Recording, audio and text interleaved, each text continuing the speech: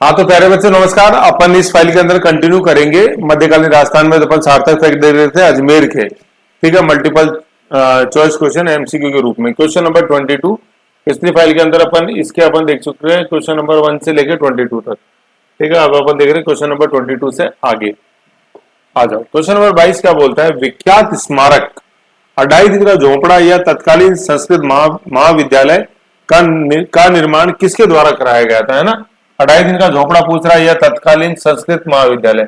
तो देखो वैसे तो क्या है, देखो अढ़ाई दिन का झोपड़े में तो परिवर्तित की गई थी और मूल रूप से वो संस्कृत विद्यालय, संस्कृत पाठशाला, संस्कृत विद्यालय, संस्कृत महाविद्यालय उसके नाम है, ठीक है। तो पूछ रहा है कि उसका निर्माण किसके द्वारा कराया गया था। तो इसका आंसर क्या है? ये विग्रहराज चतुर्थ है, ठीक है। और ये जो विद्यालय है ये संस्कृत विद्यालय था और इसी के अंदर अपन देखते हैं कि हरकेली जो नाटक है अपने, जिसके रचयिता स्वयं विग्रहराज चतुर्थ है, जिनका काल 1153 से 63 तक है, वो इस ग्रंथ के जो कि संस्कृत नाटक है इसके रचयिता हैं, ठीक है। रचयिता में ध्यान रखो, सब शुद्धि में पूछा जाता है रचयिता, रचयिता नहीं होता है, ये रचयिता नहीं होता है, ठीक है। ये रची नहीं होता, ये रच होता है, रचना, रचयिता, ठीक है। पृथ्वीराज फर्स्ट इसका आंसर नहीं है। अर्णोराज का तो अपन देखते हैं अजमेर के संस्थापक जो थे अजयराज, उनके बेटे अर्णोराज तो अन्ना सागर झील के लिए जाने जाते हैं। अन्ना सागर लेक 1135 में बनी, 37 में तैयार। अजयराज 1113 के अंदर 1113 के अंदर अजमेर राज्य की स्थापना करी। क्वेश्चन नंबर 23, अढ़ाई दिन का झोपड़ा मूलतः क्या था? तो जैसा भी मैंने बताया कि मूलतः ये क्या था, एक संस्कृत कॉलेज था, है ना। अढ़ाई दिन का झोपड़ा मूलतः क्या था? संस्कृत विश्वविद्यालय, संस्कृत कॉलेज था। मस्जिद तो परिवर्तित है ना। दरगाह ये परिवर्तित है, ठीक है। राजप्रसाद था नहीं है। देखो ये मस्जिद और दरगाह के अंदर क्या होता है मैं आपको बताऊं। दरगाह जो होती है ना, जैसे जो कोई धार्मिक व्यक्ति जो होता है इस्लामिक कल्चर के अंदर, उसके लिए बनती है दरगाह। धार्मिक व्यक्ति जैसे संत होते हैं, जैसे ख्वाजा मोइनुद्दीन चिश्ती की दरगाह, ऐसे। और मस्जिद क्या होता है? कोई जैसे शासक है, कोई सेनापति है, वो जिसका निर्माण कराएगा, दैट इज नोन एज मस्जिद, ऐसे। तो दरगाह एंड मस्जिद मॉस्क, दरगाह को दरगाह ही बोलते हैं, श्राइन, है ना। दरगाह को दरगाह भी बोलते हैं, श्राइन भी बोला जाता है, श्राइन। ये तो सूफी संत जैसे जो होते हैं, महान व्यक्ति जो हैं उनके लिए। और मस्जिद नॉर्मल व्यक्ति निर्माण कराता है, वो राजा सेनापति के रूप में, इसको मॉस्क बोलते हैं, MOSQ मॉस्क, ठीक है। ये चीज हो गई। और जैसे कई बार अपन जैसे नाम पढ़ते हैं कि इस्लामिक कल्चर, मुस्लिम कल्चर, तो देखो इस्लामिक तो इस्लाम एक धर्म है, ठीक है। जैसे अपन विश्व में धर्म देखते हैं, हिंदू धर्म, इस्लाम धर्म, ऐसे धर्म है। और इस्लाम धर्म को जो मानते हैं जो जन समुदाय, उनको मुस्लिम बोलते हैं।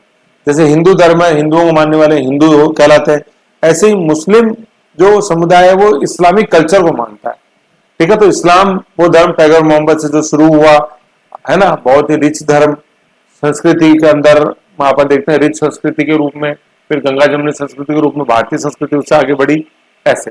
और मानने वाला जो है समुदाय, दैट इज मुस्लिम समुदाय। तो इस्लाम में और मुस्लिम में क्या फर्क है ये हम लोग पता होना चाहिए। आ जाओ, क्वेश्चन नंबर 24 अपन जैसे देखते हैं, उस स्मारक का नाम बताइए। उस स्मारक का, वो तो सब बताएंगे। सवाल क्या है? उस स्मारक का नाम बताइए जिसे 1198 में सुल्तान गौरी ने एक मस्जिद में परिवर्तित कर दिया था। मैं बता दूंगा, मस्जिद ही कुछ शासक सुल्तान जैसे करेगा, जो बनाएगा करेगा वो मस्जिद, ठीक है। तो देखो 1198 इसमें दो तीन चीजें गौर करो। क्वेश्चन 1198 मोहम्मद गौरी, ठीक है। 1198 अभी अपने देखा T1, अपने देखा T1 मतलब तराइन 1 1191, T2 1192 तराइन सेकंड, ठीक है। फिर 92 से 94, 1192 से लेकर 94 तक जो अजमेर के शासक बनेंगे ये गोविंद राज चतुर्थ है, ठीक है। जिनको बनाएगा ये किसके सहयोग से बनेंगे? जी से गोविंद और जी से ही गौरी के सहयोग से, गौरी के सहयोग से शासक बनेंगे। इसके भी बनने के कितने 4 साल बाद 94 के अंदर अपन देखेंगे कि हरिराज बन जाएंगे शासक, इनके चाचा। लेकिन इल्तुतमिश उनको कुतुबुद्दीन ऐबक सीट से हटा के कर लेंगे अजमेर पर अधिकार और हरिराज सुसाइड कर लेंगे। तो 1198 के अंदर मतलब 4 साल बाद ये ट्रांसफर हुई है महाविद्यालय से मॉस्क के रूप के अंदर। 94 में अपन खत्म देखते हैं अजमेर के चौहान शासकों का, कोई रोल नहीं है वहां पे। उसके बाद कुतुबुद्दीन अक्वायर कर लेगा इसको, ठीक है ना, हरिराज को हरा के हरिराज सुसाइड कर लेंगे 94, ठीक है, ऐसे। और 94 में रणथंभौर की स्थापना कर देंगे गोविंदराज चतुर्थ। समझ गए, ये मैंने आपको बताया रखा चौहानों का अंदर पूरा। तो ये देखना है, डेट इंपॉर्टेंट है ना 1198। तो बाकी बाकी तो इसके अंदर आप जानते हैं क्वेश्चन के अंदर, तो इसमें कौन सा है इसके तरह का, ये 2.5 दिन का झोपड़ा, ये आंसर है इसका। ठीक है, इसको 16 खंभों का महल भी बोलते हैं। ओके, तो 1198 डेट याद रखो। क्वेश्चन नंबर 25, 1191 से 92 की तराइन के युद्ध में किस चौहान शासक राजा को आक्रमणकारी शहाबुद्दीन गौरी से लड़ना पड़ा था? गौरी से, है ना, गजनी नहीं है, गौरी है। ठीक है, और गजनी के साथ आए थे, मतलब गौरी के साथ तो आए ख्वाजा मोइनुद्दीन चिश्ती। ठीक है, और गौरी जो अपन गजनी देखते हैं, गजनी तो गौरी के साथ तो ख्वाजा मोइनुद्दीन चिश्ती हो गया ना, गौरी के साथ आया था कौन? अल बरूनी, तहकीक हिंद किताबें। तो इसमें आ रहा है कि तराइन का युद्ध पृथ्वीराज चौहान ने किसके साथ लड़ा था, मतलब ये कि गौरी ने किसके साथ लड़ा था? ओके, तो पृथ्वीराज थर्ड है। ये क्वेश्चन जब कलिष्ट हो जाता है, जब पृथ्वीराज फर्स्ट सेकंड थर्ड तीनों इसके अंदर ऑप्शन में रहते हैं, तो थर्ड ही हो गया। पृथ्वीराज सेकंड कौन है? याद करो, जिसको अपन बोलते हैं क्या? भातृहंता, अपने भाई अपरांगे का हत्यारा। ठीक है, और पृथ्वीराज फर्स्ट जो है वो अजयराज के पिता है। पृथ्वीराज चौहान फर्स्ट, इनके बेटे थे कौन? अजयराज, जो अजयराज या अजयपाल, जो अपन अजमेर के संस्थापक के रूप में जानते हैं, 111। ठीक है, तो ये तीनों आप याद, सीक्वेंस पता होना चाहिए इनका, पृथ्वीराज फर्स्ट सेकंड थर्ड कि आगे पीछे रूलर कौन है, बच्चे के रूप में क्या नाम है वो, क्योंकि मतलब संतान का क्या नाम है, क्योंकि पृथ्वीराज फर्स्ट सेकंड थर्ड तो आपको पता है क्रम में वही आएंगे, उसमें क्या क्या क्रम याद करोगे? ठीक है ना, ऐसे ध्यान रखो थोड़ा सा।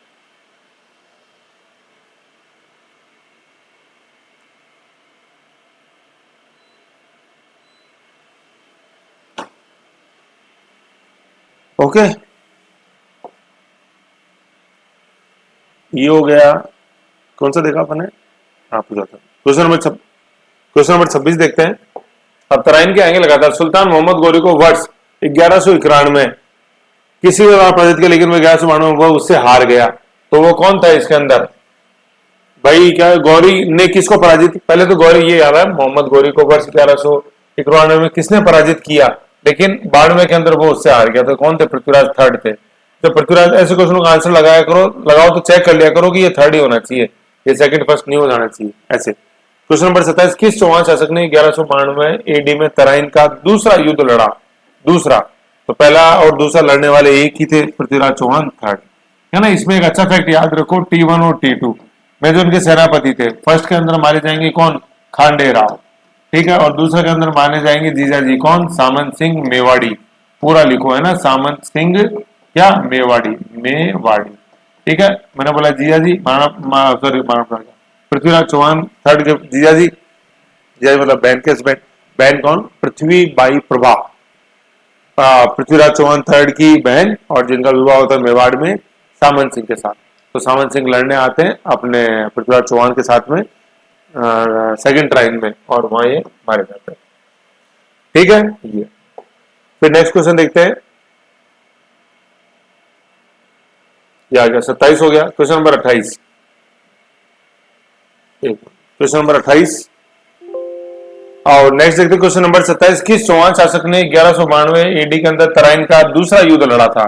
तो क्या आंसर है? Second, Prithviraj Chauhan third. Question number 28, Prithviraj तृतीय और मोहम्मद गौरी के मध्य कितने युद्ध लड़े गए? ये बहुत अच्छा क्वेश्चन है मेरे प्यारे बच्चों, है ना। कितने पूछा है इसने? देखो मैं बता रहा हूँ, एग्जामिनर को दिया जाता है पेपर और लास्ट ईयर, मतलब सिलेबस और लास्ट ईयर का पेपर, तो कितने युद्ध लड़े गए? कितने? 2, है ना। अब इसमें देखो ऑप्शन 3 के अंदर है 2। कई बार स्टूडेंट क्या करता है कि 2 लड़े गए, तो वो ये 2 याद देख लेता कि ऑप्शन नंबर 2 है कि नहीं। ये बहुत बारीक बारीक चीजें मेरे प्यारे बच्चे, जो सिल्ली मिस्टेक्स स्टूडेंट कर देता है, और ऐसे आपने 1-2 क्वेश्चन गलत कर दिए ना तो आप बाहर हो। तो बार बार समझाता हूँ मेरे प्यारे बच्चों, टिपिकल क्वेश्चन जो होता है ना, वो सही हो या नहीं हो उससे कोई फर्क नहीं पड़ेगा। क्वेश्चन, इजी क्वेश्चन जो होते हैं ना, वो अगर आप गलत कर देते हो तो आप मेरिट से बाहर हो जाते हैं, क्योंकि इजी क्वेश्चन उनके गलत नहीं होते हैं जिनका सिलेक्शन होना होता है, समझ रहे हो। इसलिए टिपिकल क्वेश्चन के पीछे मत भागो, नॉर्मल क्वेश्चन के पीछे भागो। ऐसे क्वेश्चन गलत नहीं होने चाहिए। तराइन के कितने युद्ध हैं? आपने बोला 2, तो sir option number 2, option number 2 में तो लिखा हुआ है 3, है कि नहीं है? तो 2 देखो तो कॉन्फिडेंस से देखो उसको, है ना। जो नहीं है उसके ऊपर पहले कट्टस लगा दोगे, ये तो नहीं होगा। अब ऑप्शन नंबर 3 आंसर है, क्योंकि इसमें 2 लिखा हुआ है। तो देखो एग्जामिनर ने कितनी चतुराई से सेट किया है कि दो देखते स्टूडेंट यही रुक जाए, दो, ये हो गया आंसर। अरे ये तो दूसरा ऑप्शन है यार, ज्यादा कम पढ़ के जाते हैं, ज्यादा कम कॉन्फिडेंस होता है तो ज्यादा जल्दी होती है। ठीक है, और जो पढ़ के जाता है वो बिल्कुल ठहराव से चलता है कि नहीं? ऐसे हाथी में ताकत होती है, धीरे धीरे चलता है ऐसे। तो तीसरे में दूसरा, तो तीसरा ऑप्शन है क्योंकि उसमें दो थे, और दो में हमेशा लिखो T1 T2 91 92 ऐसे 91 92। और तीन क्यों नहीं है? तीन तो क्या थी? तीन पानीपत के युद्ध, 26 56 और 1761, 1526 1556 1761। आगे देखेंगे, आएगा। क्वेश्चन नंबर 28 हो गया। फिर देखते हैं क्वेश्चन नंबर 29, इनमें से किस वर्ष में तराइन का प्रथम युद्ध लड़ा गया? तो पहला पहले में, पहला मतलब पहला, और पहला मतलब 1191 में, 1191 में। ठीक है, 92 में दूसरा। तराइन के क्वेश्चन नंबर 30, तराइन का द्वितीय युद्ध लड़ा गया था अकबर और हेमी को बीच में। नहीं जी साहब, है ना, ये तो तिलवाड़ा का युद्ध है, देखेंगे अपन आगे आएगा। राणा संघ और बाबर के बीच में। नहीं साहब, ये 1527 की बात है, खानवा का युद्ध, है ना। ये मैंने आपको पढ़ाया नहीं है, अभी अपन देख लेंगे। वैसे वैसे तो पढ़ा भी रखे हैं ओल्ड वर्जन में, तो वीडियो भी है यूट्यूब पे। अमीर और अलाउद्दीन के मध्य, तो ये तो अमीर रणथंभौर का राजा है और अलाउद्दीन खिलजी दिल्ली सल्तनत का सुल्तान है। ये बात है 1301 की, जिसको अपन पहला साका बोलते हैं, फर्स्ट साका, है ना। ये फर्स्ट साके के रूप में मैंने गलती से, है ना, पता नहीं कहाँ बताया, वो 1303 बता दिया था आपको। हाँ, ये वो दुर्लभ राज, अजमेर में अपने पढ़ा ना, दुर्लभ राज जोवर जिसके समय हुआ, तो बोलते हैं कि ये पहला जोवर नहीं है। फिर मैंने वहां लिखा दिया था कि पहला जोवर 1303 में चित्तौड़ है, वो गलती से लिखा दिया। उसमें क्या था, 1301 लिखा हुआ, लेकिन चित्तौड़ की जगह, रणथंभौर की जगह चित्तौड़ लिख दिया गलती से, है। मतलब आधा सही भी आधा गलत भी, आधा सही इसलिए क्योंकि 1301 लिखा हुआ, गलत इसलिए कि रणथंभौर की जगह चित्तौड़ लिखा हुआ। तेरा चित्तौड़ तो सी से चित्तौड़ और सी से 3 है, ABC, वो 1303 है ना। तो लेकिन पहला आंसर क्या, सही आंसर क्या, पहले जोवर का 1301 रणथंभौर। तो उसको सही कर लेना दुर्लभ राज में, मैंने वीडियो के डिस्क्रिप्शन में बोल बता दिया उसमें, है ना। दुर्लभ राज वाला जैसे जो अजमेर का पहला दूसरा वीडियो शायद वो देखना उसमें। फिर मोहम्मद गौरी और पृथ्वीराज चौहान के मध्य की ये बात है। ठीक है, ऐसे ऐसे रिलेट करके चलो। क्वेश्चन नंबर 31, कौन सा किला महान चौहान शासक पृथ्वीराज चौहान तृतीय ने बनवाया था? ठीक है ना। तो इसका आंसर क्या है अपने, इसका आंसर है ये किला राय पिथौरा। अब देखो पृथ्वीराज तृतीय को आप याद रखो, तो देखो इसमें दो तीन चीजें ऐसे याद रखो पी से, है ना। जैसे राय पिथौरा, ठीक है, उपाधि होगी राय पिथौरा। बीसल देव राय उपाधि थी विग्रहराज चतुर्थ की, और राय पिथौरा अपने पृथ्वीराज चौहान तृतीय की उपाधि राय पिथौरा। ठीक है, एक दल पी है, दल पी इनका उपाधि, दल पुंगल। ठीक है, और एक अपन पढ़ते हैं इसको यूं उल्टा पढ़ेंगे, गढ़ पी। गढ़ पी क्या, पिथौरा गढ़, ये उल्टा पढ़ेंगे अपन। तो ये पी से ऐसे तीन याद रखो, ऐसे बहुत अच्छी चीजें बेटे मेरे पास से सेट होती है। राय पी से क्या, राय पिथौरा। ठीक है, देन दल पी से क्या, दल पुंगल है। देन गढ़ पी से क्या है, गढ़ पिथौरा। भाई जैसे कई बार अपन बोल ही देते हैं कुछ भी, जैसे सरनेम पहले बोल दिया जाता है, जैसे हंसराज राजहंस, जैसे पहले डिक्शनरी में उसमें टेलीफोन डायरेक्टरी में हुआ करता था ऐसे। ठीक है, तो ऐसे है ये, तो गढ़ पिथौरा, दल पुंगल, राय पिथौरा। तो पीपी से आपको अच्छा याद हो जाएगा कि पीपी, क्योंकि पी से का दिमाग में प्रेशर पड़ेगा। पी क्या है, राय पिथौरा है, दल पुंगल है, तो दल पुंगल याद हो जाएगा, तो बहुत अच्छा है, बहुत क्वेश्चन पूछा गया। और राय पिथौरा, तो वो गढ़ पिथौरा, पिथौरागढ़ बोलते हैं, लेकिन गढ़ पिथौरा कर दो, कोई दिक्कत नहीं है, उसको चलेगा। समझ गए? तो ये होगा। क्वेश्चन नंबर 32, कौन पृथ्वीराज चौहान तृतीय का दरबारी विद्वान नहीं था? देखो बहुत ही अच्छा क्वेश्चन है। नहीं था, विद्यापति गौड़ था सर, वागीश था सर, वह में तीन पढ़े थे, विद्यापति गौड़, विद्यापति गौड़, वागीश और विश्वरूप, ये तीन पढ़े थे अपन ने। वैसे सारंगधर नहीं पढ़ा था अपन ने, तो सारंगधर इसका आंसर, मतलब ये इनके दरबार में नहीं था सारंगधर, ऐसे। ठीक है, और सारंगधर का जैसे मैं आपको बताऊं, जैसे सारंगधर के बारे में, तो मैंने कहीं लिखवाया भी है, देखो वो कहाँ चीज है, देखो बताऊं। सारंगधर, एक मिनट। सारंगधर देखो क्या, अपन एक ग्रंथ देखते हैं जिसका नाम है अपने हमीर रासो, है ना, हमीर रासो। ये हमीर जो अपने रणथंभौर के शासक हैं, उनके बारे में इसमें वर्णन है। 1282 से 1301 दिन का काल है अलाउद्दीन का जो आक्रमण हुआ था, जिसमें अभी प्रथम शाखा देख रहे थे ना, ये हमीर देव के समय ही रणथंभौर शासक। तो इनके हमीर रासो ग्रंथ है ना, तो ये दो हैं। एक ग्रंथ तो लिखा है अपने उसने जोधराज ने, हमीर रासो, एक तो लिखा है जोधराज ने, ठीक है, और एक हमीर रासो लिखा है ये सारंगधर ने, ऐसे है वो, है ना। तो दो है हमीर रासो। क्वेश्चन पूछा जाए कि हमीर रासो किसने लिखा है, ठीक है, तो एक हमीर रासो जो किताब है वो लिखी हुई है किसकी, अपने जोधराज की, रास आया जोधपुर, और दूसरा हमीर रासो है वो लिखा है सारंगधर ने। अब क्वेश्चन तो ये आया कि हमीर रासो लिखा किसने, और उसके अंदर दोनों ही ऑप्शन में है, जोधराज भी और सारंगधर भी है, तो उसका आंसर होगा जोधराज। क्वेश्चन ये आया कि जोधराज के अलावा, है ना, हमीर रासो के निम्न में हमीर रासो नामक किताब किस और ने लिखी है, तो उसका क्या आंसर है, उसका आंसर है अपने क्या, सारंगधर, ऐसे, ठीक है। जैसे मैं आपको बताऊं, एक दिल्ली सल्तनत में अपन किताब पढ़ते हैं तारीख फिरोज शाही, ठीक है, वो तारीख फिरोज शाही सबसे वेल नोन जो है वो तो जियाउद्दीन बरनी की है, लेकिन एक तारीख फिरोज शाही और है, ठीक है, जो फिरोज शाह तुगलक तो है, एक नॉर्मल फिरोज शाह और होंगे बाद में, वो उनके सम्मान लिखो तारीख फिरोज शाही, ठीक है, वो अलग है। तो तारीख फिरोज शाह जियाउद्दीन बरनी, और तारीख फिरोज शाह दूसरे जियाउद्दीन बरनी के अलावा वो शम्स सिराज अफीफ है, शम्स सिराज अफीफ, ऐसे किताब सेम, हालांकि फिरोज शाह दोनों अलग अलग है उसके अंदर जिनका वो किताब लिखी हुई है। तो क्वेश्चन ये आया कि तारीख फिरोज शाही जियाउद्दीन के बरनी के अलावा निम्न में से किस व्यक्ति ने वो लिखी है, तो वो कौन है, शम्स सिराज अफीफ, ऐसे ये क्वेश्चन है। हमीर रासो जोधराज के अलावा किस और लेखक ने सेम नाम से किताब लिखी है, सारंगधर, ऐसे। तो दो चीज सिखा गया अपने को, ऐसे वो तारीख फिरोज शाही भी लिख लेना, टाइम पास के लिए थोड़ी बताता हूँ। अच्छा क्वेश्चन है, इससे बताओ पृथ्वीराज चौहान का दरबारी कवि कौन थे, पृथ्वीराज चौहान। तो जैसे ही आए तो पहले तो लिख डालो क्या है, 1177 से 92, पहले 66 से 92 लिख रहा था मैं। बाघभट्ट नहीं था साहब, रामानुज नहीं था साहब, चंद्रवर्दी था साहब, चंद है, हरिहर नहीं। क्वेश्चन नंबर 34, सूफी संत ख्वाजा मोइन चिश्ती किसके शासन काल में राजस्थान आए थे, किसके शासन काल में पृथ्वीराज चौहान तृतीय के आए, पृथ्वीराज चौहान, थर्ड लगाना है यहाँ पे, ठीक है। किसके लश्कर के साथ आए, गौरी के लश्कर के साथ आए। गजनी के लश्कर के साथ कौन आया, अलबरूनी आया, तहकीक हमने जिसने लिखी।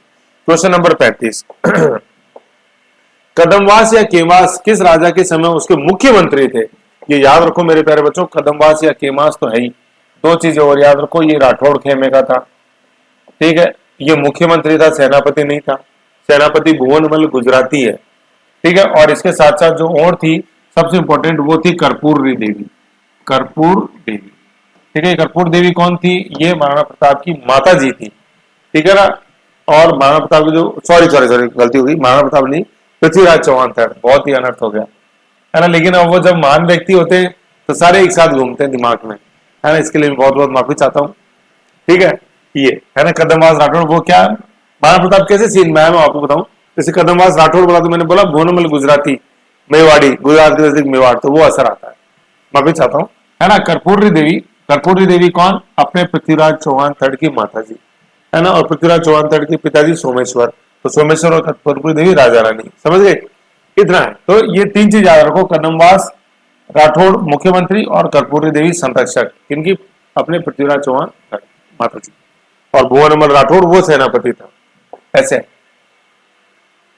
35-36, गोरी के आक्रमण के समय चालुक्यों को सहायता देने के विरुद्ध पृथ्वीराज तृतीय को परामर्श देने वाला मंत्री कौन था, है ना, कि इनकी आप मदद मत, चालुक्यों के, है ना, गोरी के आक्रमण के समय चालुक्य, तो देखो ये गौरी का जो आक्रमण हुआ ना चालुक्यों का, ठीक है ना, पहले तो मैं आपको ये बताऊं, ये क्या था, ये आबू का युद्ध है, आबू का युद्ध, ठीक है, आबू का युद्ध ये 1178 के अंदर हुआ है, और इसके अंदर क्या था, भीमदेव सेकंड जो है ना, इनकी माता थी जिसका नाम था नायिका, ठीक है, उसने गौरी को निस्तनाबूद तो क्या कर दिया, लेकिन हरा दिया था।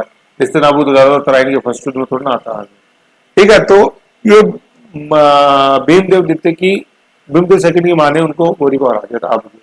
इस युद्ध के समय किसने बोला था कि अजमेर के शासकों को किसने राय दी थी कि तुम मत जाओ यार भीमदेव सेकंड के समर्थन में, ऐसे। तो यही वो क्वेश्चन है, गौरी के आक्रमण के समय चालुक्यों को सहायता देने के विरुद्ध पृथ्वीराज तृतीय को परामर्श देने वाला मंत्री, किस मंत्री ने कहा था कि नहीं वहां मत जाओ, संकट है, मारे जाओगे, तो वो कौन है, ये अपने कदमवास राठौड़, ठीक है, कदमवास राठौड़ थे, है ना। राठौड़ खेमे के जैसे मैं बता रहा हूँ, एक भुवनमल गुजराती, तो उसने तो बोला ठीक है जाओ मदद करो, लेकिन मना कर, हो सकता है यार ये भीमदेव सेकंड चाल होगी तुमको बुला रहा हो मार दे, ऐसे बनती नहीं थी, इसलिए तो अपन पढ़ते हैं चालुक्य चयमान संघर्ष, ऐसे। जो मेन पराकाष्ठा के रूप में देखते हैं।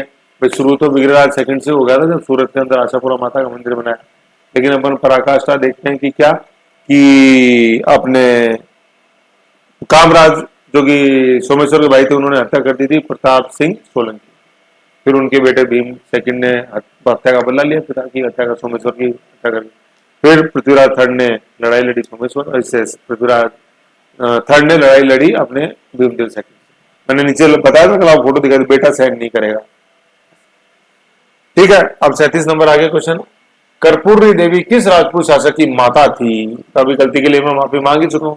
गलती एक नहीं 1000 करो, लेकिन एक गलती 2 बार मत करो, आगे बढ़ना है तो। पृथ्वीराज चौहान 1177 से 62। Question number 38, Prithviraj third PRC 3 का समकालीन चंदेल शासक कौन था? चंदेल शासक कौन था? परमर्दी देव चंदेल, है ना। 2 चीजें और जान लो कि महोबा के युद्ध में हराया इनको, महोबा या तुमुल का युद्ध जो कब लड़ा गया? 1182 के अंदर, और 82 के अंदर ही भंडारकों का दमन किया था। चंदेल शासक है ना। और चंदेल कहाँ हो गया? अपने बुंदेलखंड, बुंदेला राजपूत, बुंदेला राजपूत अपने झांसी की रानी खूब लड़ी मर्दानी, बुंदेले हर बोले, ये बुंदेलखंड है ना। ये एक तो चीजें, एक मैंने आपको याद कराया था नर नर, है ना। नर नर नर, ये नर तो क्या है? ये मालव नरेश, मालवा नरेश यही है बुंदेलखंड के थोड़ा सा पश्चिम में। तो नरवर्मन, ठीक है ना। तो मालव नरेश नरवर्मन को हराने वाला कौन था? नरवर्मन, मालव नरेश नरवर्मन।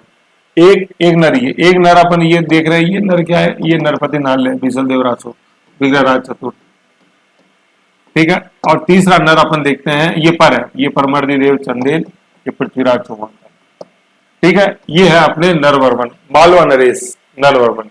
तो आपको याद है कि अर्णोराज से संबंधित अपने क्वेश्चन देखा, निम्न में कौन सा कथन सही है नहीं?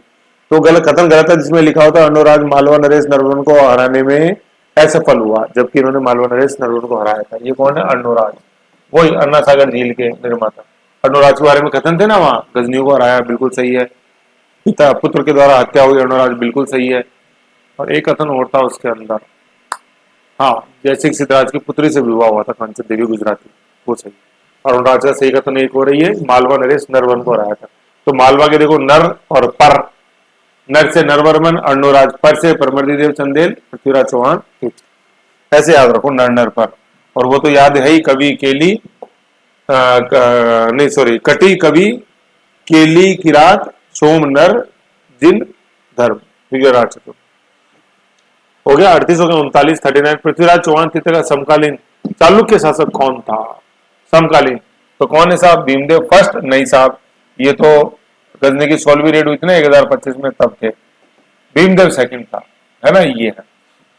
और दोनों के मध्य युद्ध हुआ जिसको अपन बोलते हैं नागौर का युद्ध, देख लो कहां तक आ गए थे। हुआ अपने 1184 में, और संधि जिसने कराई थी उसका नाम था जगदेव। आगे क्या लिखूंगा, बहुत इंपॉर्टेंट है, प्रतिहार जगदेव, ठीक है ना। नागौर का युद्ध, भीमदेव सेकंड। और भीमदेव की माँ कौन? नायिका, जिसने 1178 में, 1178 में आबू के युद्ध में किसको हराया था? मोहम्मद गौरी को हराया था। तो इसमें आबू के युद्ध में, ठीक है ना, भीम यहाँ था भीमदेव सेकंड की, भीमदेव सेकंड की सहायता करने के लिए कदमबाज राठौड़ ने मना कर दिया था पृथ्वीराज चौहान थर्ड को, मत जाओ वहां, हो सकता है कि हनी ट्रैप हो। ओके, क्वेश्चन नंबर 40, बहुत ही बेहतरीन क्वेश्चन जो इस समय बिल्कुल पसंद बने हुए एग्जामिनर की, कालक्रम, है ना। कालक्रम में अनुसार सही व्यवस्थित कीजिए। जब तक सही नहीं होगा, जब तक इनकी डेट याद नहीं होगी। विग्रहराज चतुर्थ के अपन जैसे डेट देखते हैं तो ये क्या है? 1153 से 63, ठीक है ना। सोमेश्वर पिताजी 1169 से 77। पृथ्वीराज सेकंड, अब पृथ्वीराज सेकंड मैंने बताया था कि क्या था? भातरंता था, सिविल वार के समय की बात है। तो विग्रहराज चतुर्थ के बाद की बात है ना। विग्रहराज चतुर्थ अपरांगी, पृथ्वीराज सेकंड, और पृथ्वीराज थर्ड तो ये लास्ट आ ही गए अपने, क्या 1177 से 52, ठीक है। तो देखो इसमें सीक्वेंस कैसे बनेगा, सबसे पहले तो आएगा 1 नंबर, ठीक है, उसके बाद आएगा 3 नंबर, उसके बाद आएगा अपने 2 नंबर, और उसके बाद आएगा 4 नंबर। तो कहने का मतलब 13-24 अपन को ऑप्शन में ढूंढना है। ऐसे करते हैं इनको सॉल्व, एक 13-24, किस ऑप्शन में 13-24 लिखा हुआ है, इसमें ये नहीं करेंगे 1 2 3 1 3 2 ऐसे नहीं करेंगे अपन। 13-24 कहां बढ़ रहा है? नहीं 34 13, 32 14 13 24, 13 24 ये नहीं रहा और ये रहा 13 24। देखो 1 3 2 4 ऐसे 13 24 ढूंढना ही होगी। बेसिक है, सटीक आता है बिल्कुल। 1 3 2 4 मत पढ़ो, 13 24 13 24 ये 13 24 1 3 2 4 13 24 ऐसे। तो क्या आंसर हो गया 4। ये सटीक तरीका बिल्कुल सही करने का, ऐसे 13 24। सुमेलित वाले जैसे हूँ, मान लो सुमेलित, यही क्वेश्चन जैसे सुमेलित में होता कि इनकी डेट्स लिखी रहती और यूं, तो जैसे आपने यूं जैसे ABCD लिखा, यूं सॉल्व कर रहे हैं पर, है ना। ए का हो गया 4, बी का हो गया 2, सी का हो गया 1, डी का हो गया 3। तो अब अपन को ऑप्शन में ये देखना है कि ये 42 13 कहाँ लिखा हुआ, किस ऑप्शन में। मैच द फॉलोइंग वाले जो होते हैं, तो 42 13 ढूंढो कहाँ लिखा हुआ, 42 13 42 13 ऐसे। ठीक है, तो ये ऐसी इन इन जो आंसर है इसको एक नंबर बना लो अपने आप में और फिर उसको ढूंढो, तो सटीक निकलता है बिल्कुल। क्वेश्चन नंबर 41, चौहान राजवंश के निम्नलिखित शासकों का कालक्रम व्यवस्थित कीजिए। पुलिस सब इंस्पेक्टर 2018 में पूछा गया। देखो पृथ्वीराज फर्स्ट, ये कौन है, ये अजय राज के पिता हैं।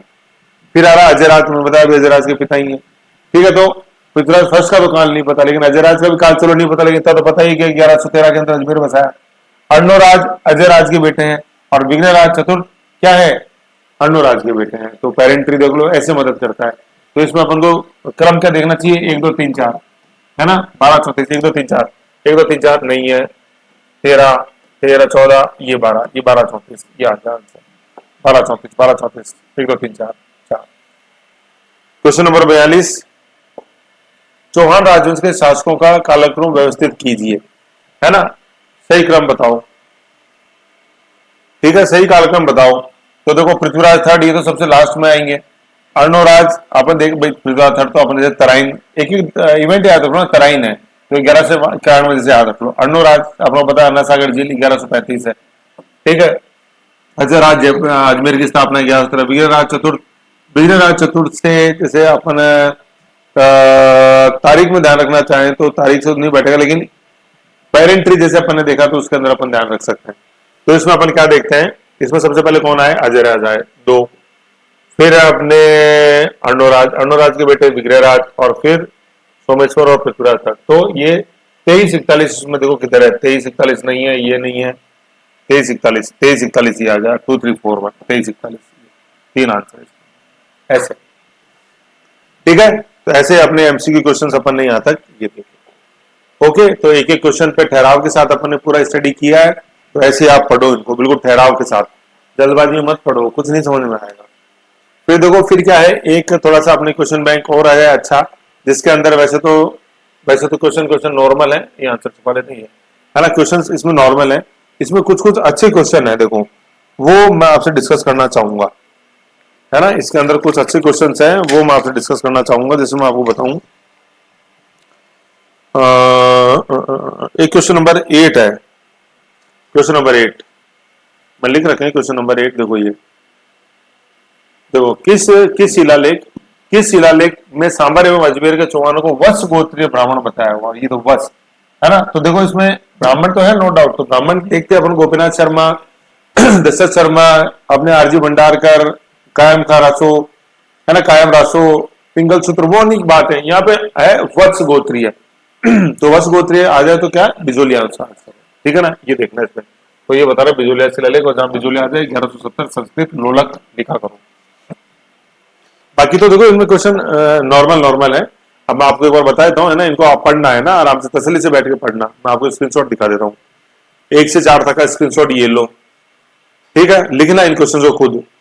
5 से 7 तक का ये लो, 8वां आपने डिस्कस किया, 8 से 10 ये लो स्क्रीनशॉट, 8 से 10 ये लो, ठीक है। फिर 11 12 का ये लो, ले लिया, है ना, और 12 का ये ले लो, ऐसे पूरा 12 का ये लो, रुको एक मिनट, 12 का ये लो स्क्रीनशॉट ले लिया, 13 का ये लो, 13 और 14 का ये ले लो स्क्रीनशॉट, ठीक है ना। इसके बाद मेरे को जो आपसे डिस्कस करना है, 11 डिस्कस कर लो, 1 मिनट, 13 तक तो स्क्रीनशॉट, 11 तक ले लो। 11 देखो, विग्रहराज चतुर चौहान को विद्वानों को आसे देंगे जिसने 11, ये नहीं है 11 तो क्वेश्चन, सीक्वेंस बदल गया क्या। तोमर शासक को पराजित किया, एक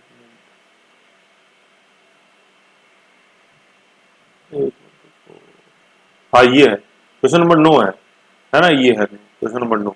अजमेर के किस चौहान राजा ने, है ना, ने दिल्ली के तोमर शासक को पराजित कर दिल्ली को अपने राज्य का अंग बनाया था? तो कौन है? विग्रहराज चतुर्थ है। लेकिन जानकारी कहां से मिलती है? जैसे आया दिल्ली शिवालिक, तो इसमें जानकारी वाला मैं बता रहा हूँ, तो अपने कब, कौन है ये? विग्रहराज चतुर्थ। विग्रहराज चतुर्थ का अपन टेन्योर देखते हैं 53 से 63 है। बिजुला शिलालेख 70 तक की जानकारी देता है, तो बिजुला शिलालेख में जानकारी मिलती है दिल्ली को पराजित किया तोमर शासक को, और दिल्ली पे तोमरों का राज था। तो 13, पहले एक बार स्क्रीनशॉट ले लो यार, है ना, जिससे कि फिर अपन इंपॉर्टेंट देख लेंगे। 13 है ना, 13-14 का स्क्रीनशॉट ले लो, फिर 15 से 18 ले लो, फिर अब ये 19 से 21 ले लो, फिर 22-23 का ले लो, ठीक है, फिर 24 से लेके ये 27 का ले लो, फिर 27 से 29, फिर 30 से 32, है ना, इन क्वेश्चनों को देखना लिखना। फिर 33 से 35 ले लो, फिर ये 36 से 38, फिर ये 39-39 से लेके 40, फिर 41-43, 44-45, ऐसे ही। अब मैंने आपको दिखा दिया है ना इनको, ऐसे इनका आप एक बार स्क्रीनशॉट लेके, है ना, इनको पढ़ो करो।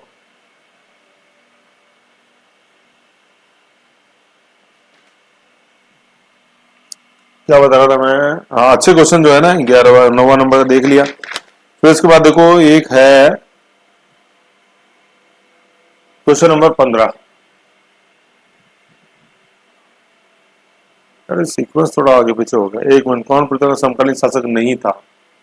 इसमें कन्नौज, हाँ ये क्वेश्चन नंबर 13 है, इसमें 2 कम चल रहे हैं कहने का मतलब। चलो क्वेश्चन ये क्वेश्चन नंबर 13 जो अच्छे अच्छे ना वो डिस्कस कर लेता हूँ, सारे तो मतलब नहीं, कोई क्वेश्चन आप खुद निकालो अब इनको।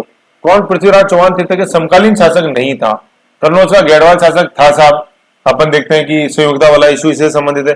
गुजरात का चालुक्य नरेश भीमदेव सेकंड था साहब, अपन ने नागौर का युद्ध देखा 1184 में, भीमदेव सेकंड, ठीक है ना। और जो संधि जिसने कराई थी वो कौन था? जगदेव प्रतिहार था, है ना, पीटी।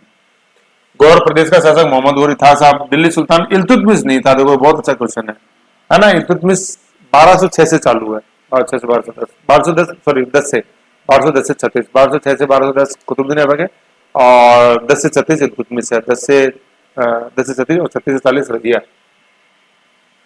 ठीक है ना। तो ये इल्तुतमिश नहीं था, ठीक है, इल्तुतमिश नहीं था। अब जैसे मैं आपको बताऊं यहाँ पे अपन कुतुबुद्दीन ऐबक लिख दिया तो सर क्या सही हो जाएगा? तो भी सही नहीं होएगा।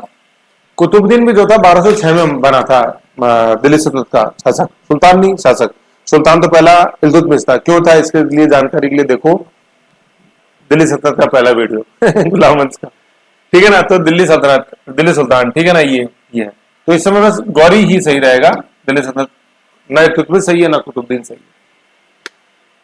ज्यादा जानकारी लिए देखो दिल्ली सल्तनत भाग 1, क्वेश्चन नंबर 14, नहीं 14 नहीं, अब कौन सा देखना मैं बताऊं, हाँ 19 आपका आएगा 17, 2 कम चल रहे ना, हाँ 17 ही आएगा। अजमेर नगर किसने बसाया?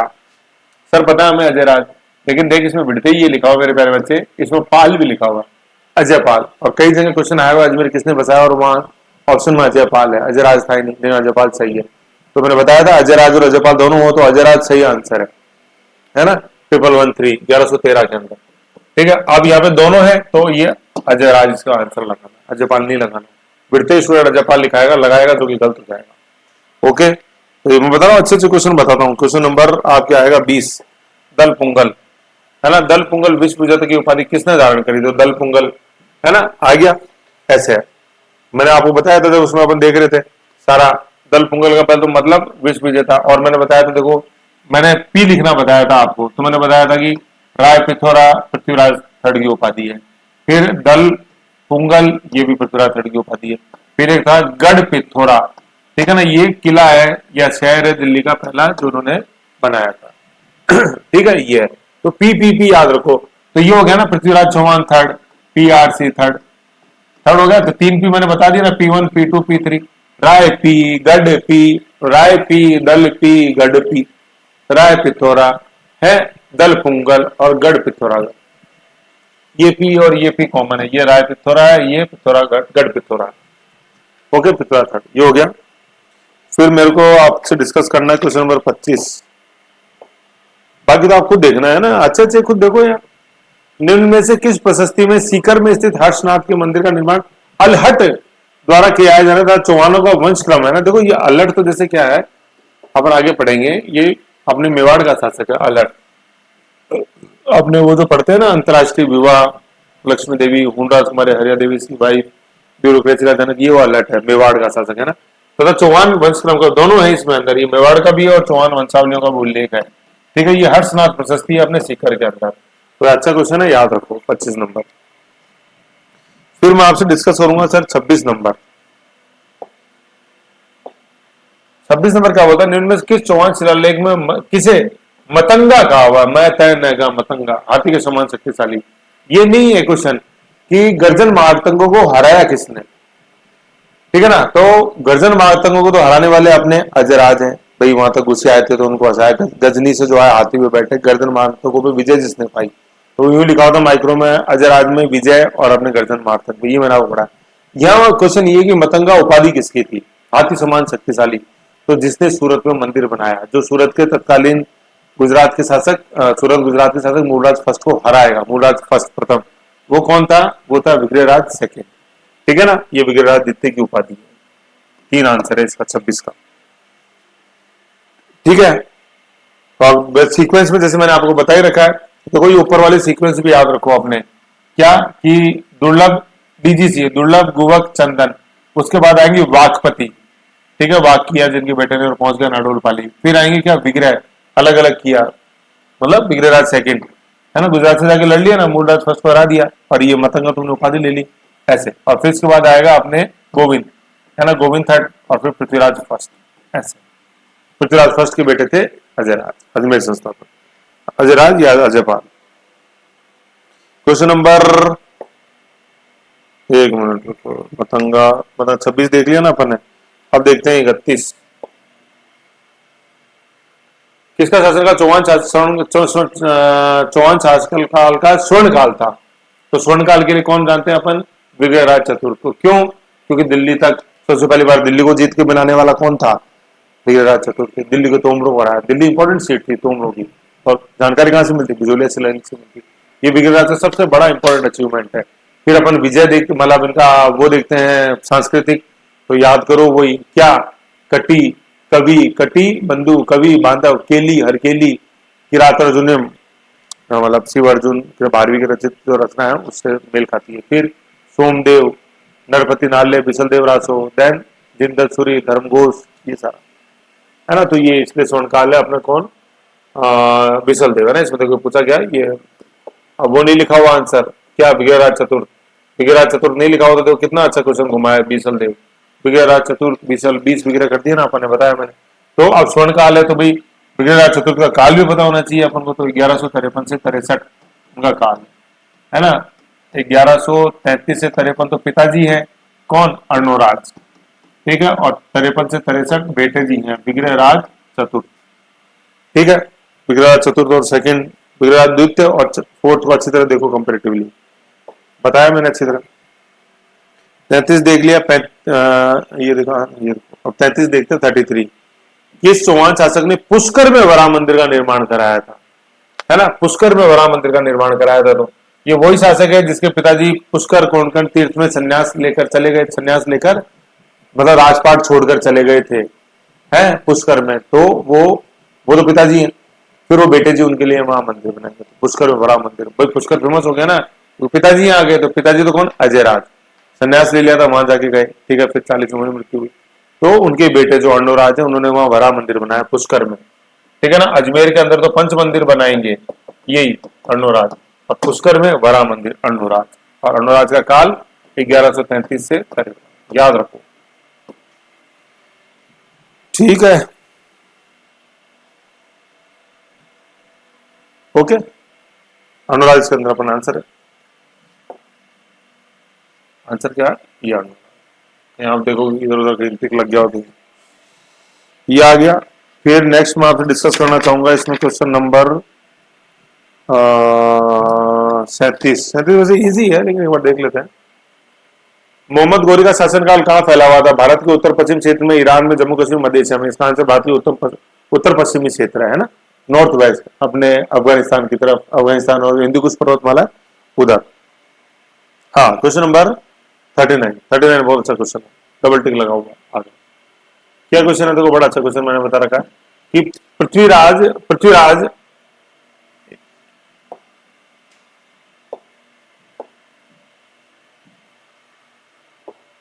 क्वेश्चन है, पृथ्वीराज के शासन प्रबंध संभालने के बाद, है ना, शासन प्रबंध कब संभाला उन्होंने? 1177 में संभाला, है ना। ये यहाँ पे शासन, यहाँ ऐसे घोड़ा लगा के लिखा करो, ये के बाद उनका प्रथम सैनिक अभियान, ये बहुत इंपॉर्टेंट क्वेश्चन है मेरे प्यारे बच्चों, प्रथम सैनिक अभियान तो भाई 77 में संभाला, तो प्रथम कब होएगा? 1178 के अंदर ही होएगा, है ना। ये तो 1178 में क्या किया? गुड़गांव का युद्ध, याद है आपको? गुड़गांव का युद्ध और नागार्जुन अपने जो चचेरे भाई थे एक तरह से, भाई राठौड़ खेमे में जैसे अपन ने देखा था, अनुराज के बेटे विग्रहराज, विग्रहराज चतुर्थ के बेटे थे कौन? अपरांगी और नागार्जुन। और उधर अपन देखते हैं कि अनुराज के एक बेटे सोमेश्वर, कांचन देवी के सोमेश्वर के बेटे कौन? पृथ्वीराज थर्ड। तो पृथ्वीराज थर्ड के समकालीन ही है, ठीक है, ताऊ जी का लड़का हो गया एक तरह से, ठीक है। ये नागार्जुन, तो मैं बताया घर में लड़ना मुश्किल होता है ऐसे, तो इस नागार्जुन को हराया था गुड़गांव के युद्ध में 1178 में। फिर 82 में भंडारकों का दमन, और 82 में ही अपने परमर्दी देव चंदेल जो मालवा शासक उसका दमन है।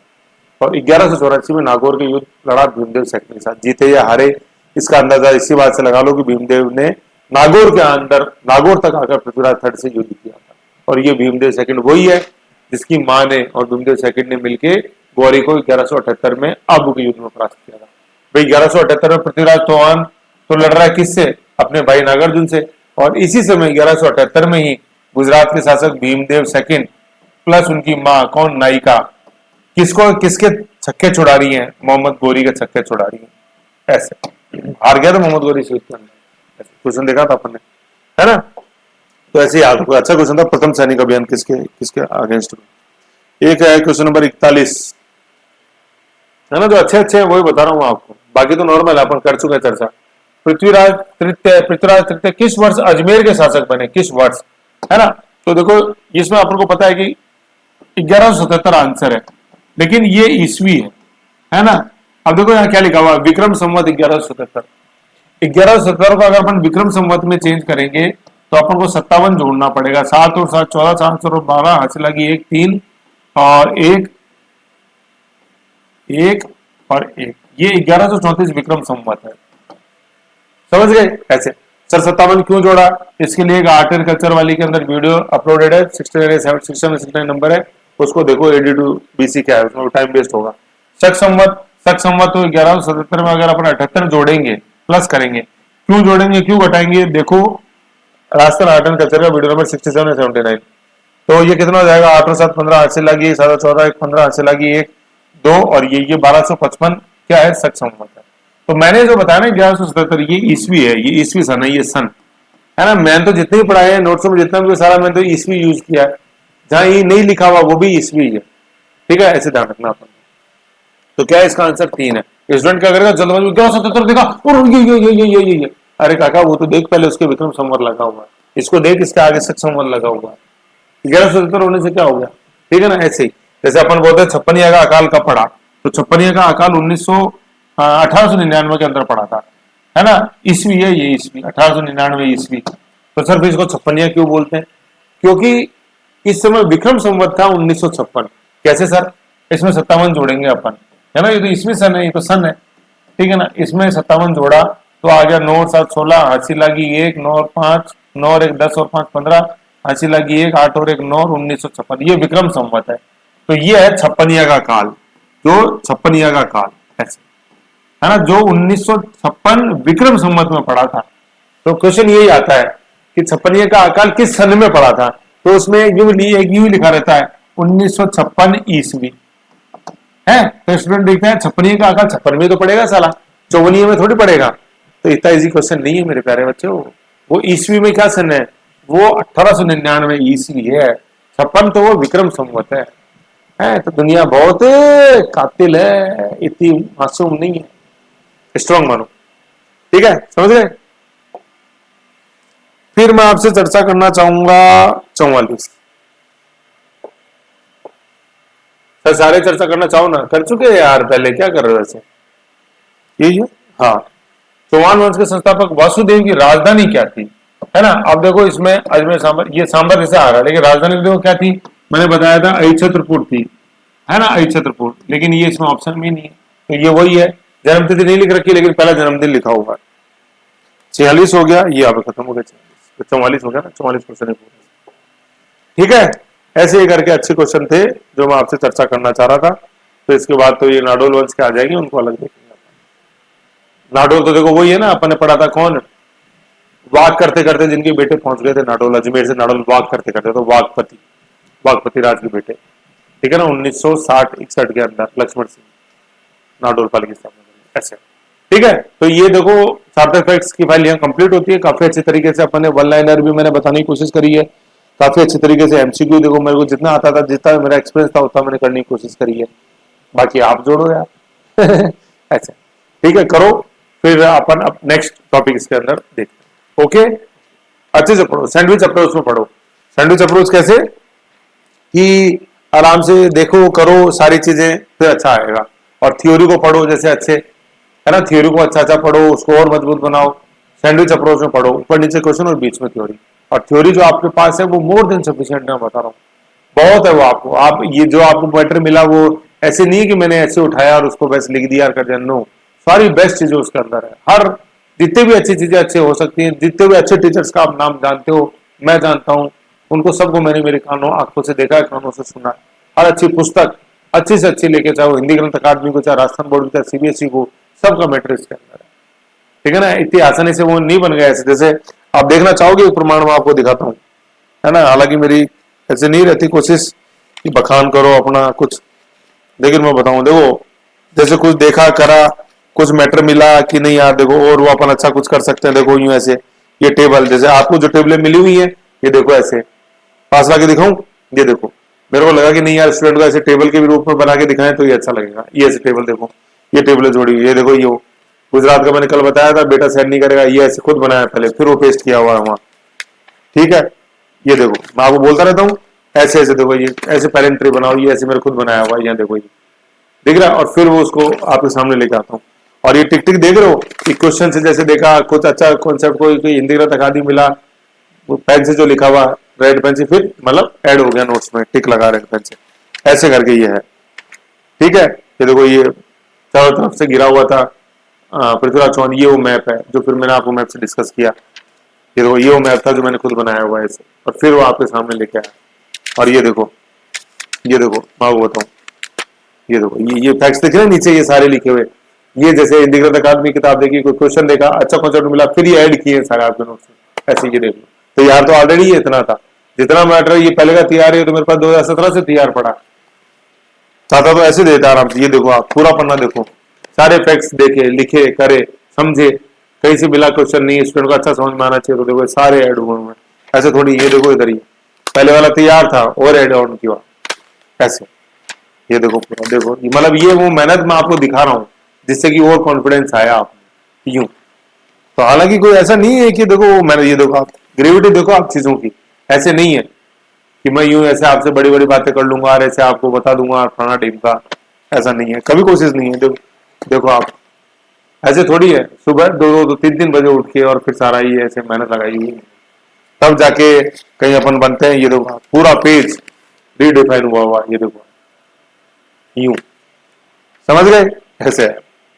देखो ये पूरा रूठी रानी, सारे बिचौलिया, तो खुद देखिए ये इधर वाला देखो, ये जितने हाथ से लिखे हुए हैं सब ये चीजें बाद में ऐड ऑन हुई हैं।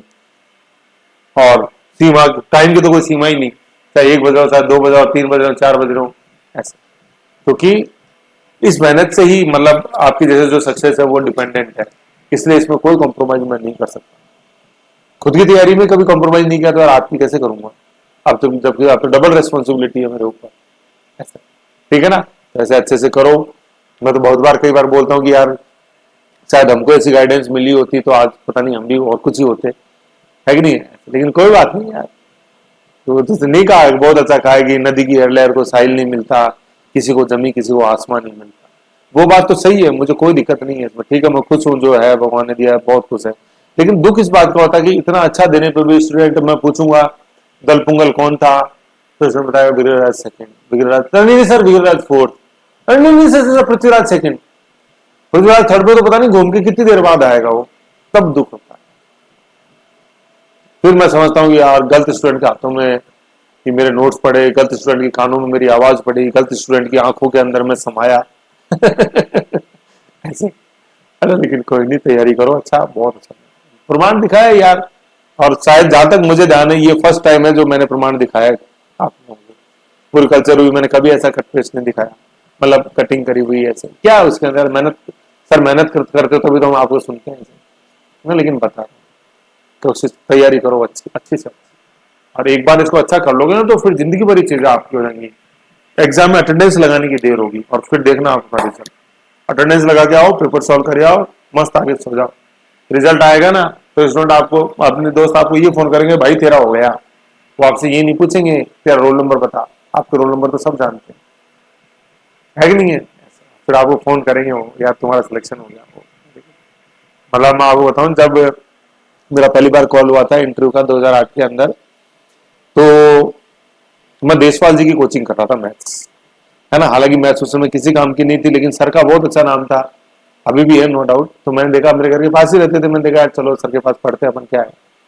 तो उस समय सर वो अनुपात समानुपात वाला पहला दिन था और मैं बैठा था क्लास में पीछे पीछे बैठना मेरी शुरू से आदत रही है ना। स्कूल डेज में डफर थे, जब सिंसियर हुए तो पीछे कोई डिस्टर्ब नहीं करता था, इसलिए पीछे बैठना अच्छा लगता था। तो मैं वहां पीछे बैठा था। फिर मेरे बड़े भैया और जूली, मतलब मेरे मामा का लड़का राकेश, प्यार से उसको जूली बोलता हूँ, तो वो आए सर क्लास में और देशपाल जी को बोला सर भाई जी भेज दो, राकेश जी को भेज दो। भाई जी बोलता है मेरे को। तो फिर मैं आया, फिर भैया ने बताया तुम्हारा मेंस क्लियर हो गया, है ना। मुझे बहुत खुशी हुई, है कि नहीं है। तो भैया के पास नंबर तो थे ही, जूली के पास भी था ऐसे। तो आपको रिजल्ट नहीं देखना पड़ता, लेकिन मतलब अच्छा लगता है, ये अपनी स्ट्रेटजी क्लिक होती है यूं, अच्छा लगता है। तो कहने का मतलब आपको अपने आप सफलता चल के आपके द्वार आएगी, बशर्ते पसीना लो, है कि नहीं है। मजबूत बनाओ अपने आप को, सलाह छोटी मोटी चीज तो आपको डिस्टर्ब नहीं कर सके। और स्विच ओवर करना सीखो। मैं जैसे कई बार बताता हूँ बच्चों को, है ना, 5 मिनट बोल दूंगा आपको। मैं कई बार बताता हूँ बच्चों को कि स्विच ओवर करना सीखो। मतलब कोई जैसे स्पीड ब्रेकर आ गया, फिर गाड़ी को वापस संभाल के अपन चलाते हैं ना, तो स्पीड ब्रेकर आते ही वापस संभलो। जैसे पढ़ते पढ़ते कोई फोन आ गया, ठीक है, तो फट फोन सुन के अपन को स्विच ओवर होना। कई बच्चे फोन स्विच ऑफ कर लेते हैं, ये ठीक है। अगर फोन जरूरी नहीं है तो कोई बात नहीं, मैं भी रखता जब तक पढ़ता था। सिलेक्शन होने के बाद भी मैं तो 2 साल बाद फोन रखने लगा। तो उसमें लेकिन फिर भी रख रहे हो, जरूरी है, सर्विस इन सर्विस हो, कोई बात नहीं, बहुत सी बात है, तैयारी करो। तो स्विच ओवर होना सीखो। फोन रखते ही वापस अपन कंटिन्यू हो जाना, ये नहीं फोन रखने के बाद भी यार उसने ऐसे कैसे कर दिया, ठीक है ना, ऐसे स्विच ओवर। ठीक है, जैसे मान लो मेरे को भी मेरे ऑफिस के सारी दायित्व संभालते हैं, सब करते हैं, तो मैंने मेरा कट ऑफ मार्क लगा रखा है। जैसे मैं घर से निकलता हूँ तो अजमेर पुलिया बीच में आती है, तो मैं ऑफिस जा रहा हूँ ना, तो अजमेर पुलिया तक मैं थोड़ा बहुत सोचता रहता हूँ कि हाँ ठीक है, आज क्या पढ़ाना है, क्या करना है, क्या किया। और अजमेर पुलिया क्रॉस होते ही मैं 100% ऑफिस का हो जाता हूँ, स्विच ओवर हो गया ना। और जब मैं घर आ रहा होता हूँ तो अजमेर पुलिया क्रॉस करते ही मैं घर का हो जाता हूँ। अब फिर सारी चिंता मेरे को घर से संबंधित, चाहे अपना क्लासेस हैं, चाहे कुछ प्राइवेट काम है, सब उनकी चिंता है। तो अजमेर पुलिया मेरा स्विचिंग ओवर पॉइंट है। तो ऐसे आप स्विच ओवर करना सीखो मेरे प्यारे बच्चे, वो बहुत जरूरी है। आज भी जैसे मान लो पढ़ाते पढ़ाते कोई फोन आ गया, कॉल आ गया, तो उसको करना जरूरी होता है। मान लो कोई मैसेज आ गया, कोई इंपॉर्टेंट ऑफ आवर्स में, भाई आप सरकार के कर्मचारी हो, सरकार के मतलब सरकार के लिए आप काम कर रहे हो, तो ऐसा नहीं कि आप सिर्फ 9 से 6 के ही अधिकारी हो, आप 24 घंटे का अधिकारी हो, आप 365 दिन के अधिकारी हो। कभी भी फोन आ सकता है, आपको रेस्पॉन्ड करना पड़ेगा। सैटरडे संडे संडे कोई मायने नहीं रखता, खासतौर पे जैसे अभी जैसे विधानसभा चल रही है उस समय ऑफ द क्लास भी फोन आते हैं, ऑफ द मतलब क्लास से 10 मिनट कई बार सर का फोन आ जाता है, तो उठा के फिर स्विच ओवर करना। सर ने बता दिया अगर वो लिस्ट बननी है और पुराना डिस्काउंट बेनिफिशियरीज की लिस्ट एमएलए ने मांगी है कि नहीं है, तो आप फिर मैं अगर खो जाऊं कि नहीं यार कैसे वो लिस्ट बनेगी पुराना डिम का, ठीक है मांगिए आपकी क्लास पूरी, फिर अपन उसमें स्विच ओवर करो।